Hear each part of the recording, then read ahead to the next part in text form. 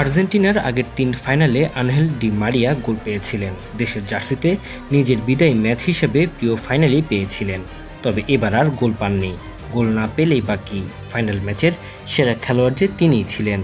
Match সেরা হওয়ার তৃপ্তি সঙ্গী করে আন্তর্জাতিক ফুটবলকে বিদায় বললেন এই আলবিসেলেস্তা কিংবদন্তি।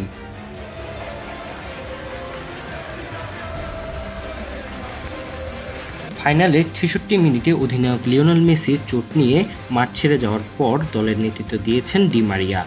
কলম্বিয়ার চ্যালেঞ্জের মুখেও যে আর্জেন্টিনা ভেঙে পড়েনি, সেজন্য বড়সড় একটা ধন্যবাদ পাবেন অধিনায়ক ডি মারিয়া। আর সে ধন্যবাদটাই যেন ফাইনালের সেরা পুরস্কার হাতে ধরা দিল তার কাছে।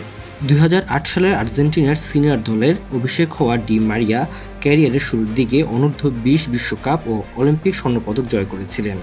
জাতীয় দলে অবশ্য বেশ কয়েকবার মেজর টুর্নামেন্টের ফাইনাল হেরে তার হৃদয় ভেঙেছে। চোটের কারণে ব্রাজিলের মাটিতে ২০১৪ বিশ্বকাপ ফাইনালে জার্মানির বিপক্ষে খেলার সুযোগ পাননি। চোখের জলে সেদিন আর্জেন্টিনার হারের সাক্ষী হয়েছিলেন ডি মারিয়া। আর্জেন্টিনার জার্সিতে বিদায়ের দিনেও কাঁদলেন ডি মারিয়া। তবে এই অশ্রুসুখের আনন্দ পরিতৃপ্তির। ২০১৪ সালের দুঃখ ভুলে আর্জেন্টিনার ২০২২ বিশ্বকাপের জয়ের সামনে থেকে অবদান রেখেছেন। ২০২১ কোপা আমেরিকা জয়ের পথে ফাইনালে ব্রাজিলের বিপক্ষে একমাত্র গোলটি এসেছিল ডি মারিয়ার পায়ের। আর বর্ণাঢ্য আন্তর্জাতিক ক্যারিয়ারে শেষটাও করলেন ম্যাচের সেরা খেলোয়াড়ের পুরস্কারের হাতে। Tanzil Hasnat, MCTV, USA.